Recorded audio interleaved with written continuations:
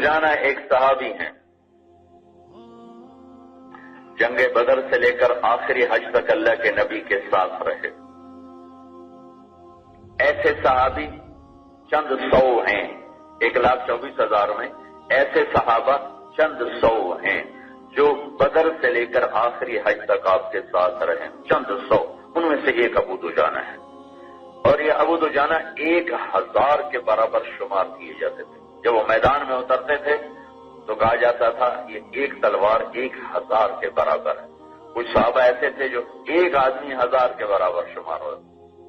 عمر رضی اللہ تعالیٰ عنہ نے عمرو بن عاص رضی اللہ تعالیٰ عنہ کی مدد کے لیے لشکر بھیجا کہ ویسے تو میں تیرے پاس 4,000 بھیج رہا ہوں جن کے ساتھ 4 ہیں، لیکن یہ 4,000 4 نہیں ہیں، یہ 8,000 ہیں، اس لیے کہ جو 4 بھیج رہا ہوں ان میں سے ہر ایک 1,000 کے برابر ہے۔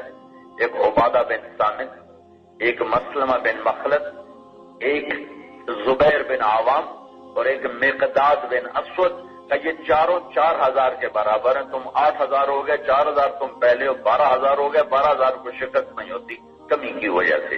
ان میں ایک ابو دجانہ بھی ہیں۔ اور احد کی جنگ میں آپ نے تلوار اٹھائی، یہ کون لے گا؟ سارے کھڑے ہو گئے۔ آپ نے کہا حق کون ادا کرے گا؟ سارے بیٹھ گئے، صرف 3 آدمی کھڑے رہے، عمر، زبیر، ابو دجانہ رضی اللہ عنہم۔ تو آپ نے یہ تلوار نہ عمر کو دی، نہ زبیر کو دی، ابو دجانہ کو دی۔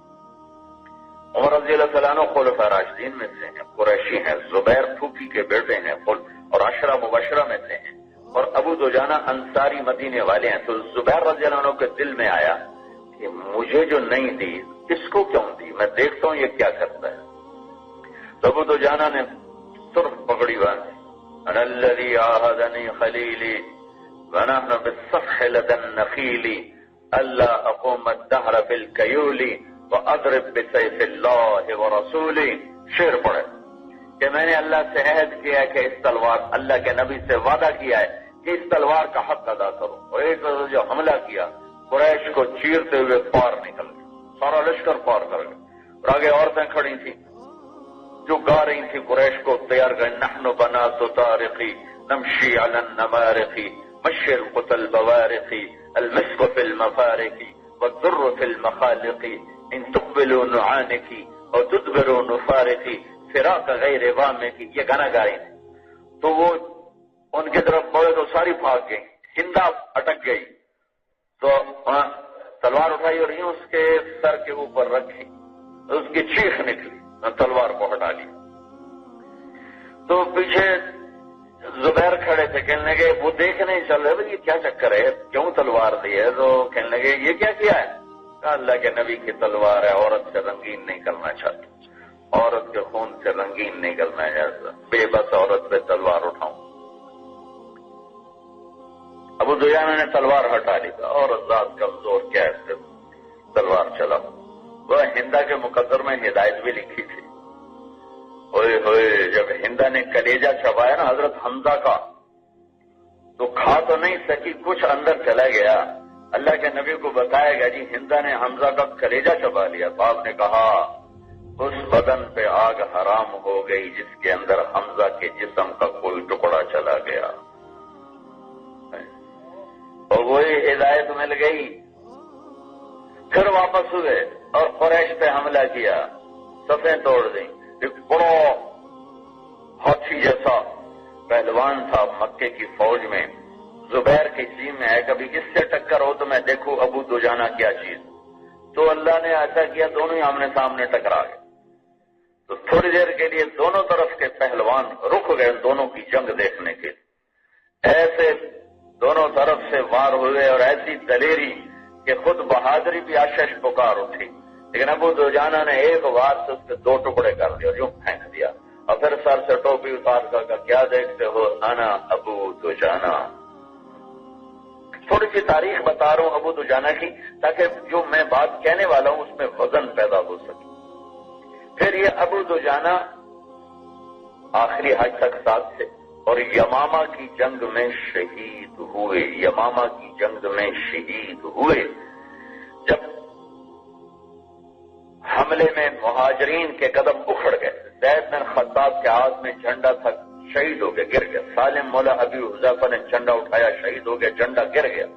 پھر جھنڈا کو مہاجرین کا جھنڈا نہیں کھڑا ہو سکا، مہاجرین قدم اکھڑ گئے، انصار ثابت قدم تھے، ثابت بن قیس بن شماس کے ہاتھ میں جھنڈا تھا۔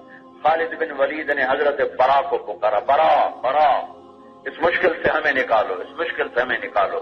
تو برا بن مالک نے پتھر پہ چڑھ کے اعلان کیا، یا للانصار یا للانصار۔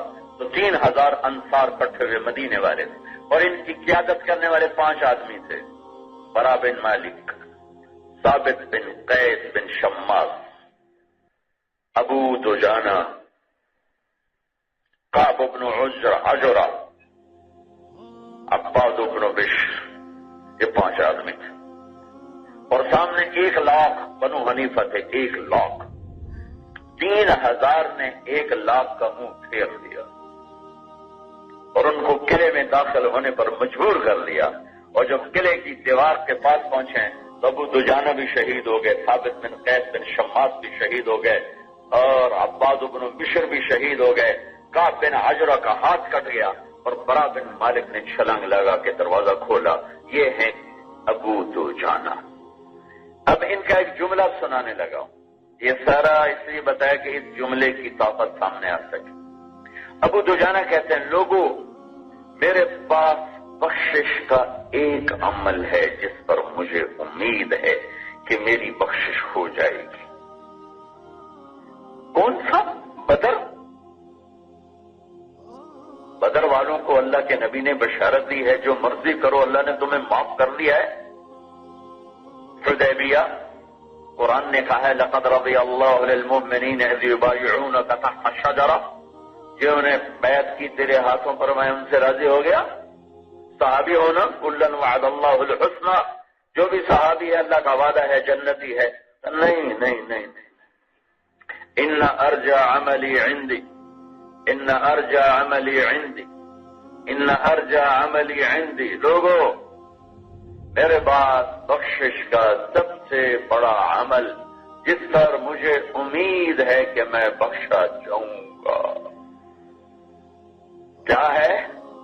ما آذیت احدا بلسانی، میں نے آج تک اپنی زبان سے کسی کو دکھ نہیں پہنچایا۔ ولا اجد فی قلبی غلا لاحد، اور میرے دل میں کسی کا بغض نہیں ہے، کسی کی نفرت نہیں ہے، کسی کا کینہ نہیں ہے۔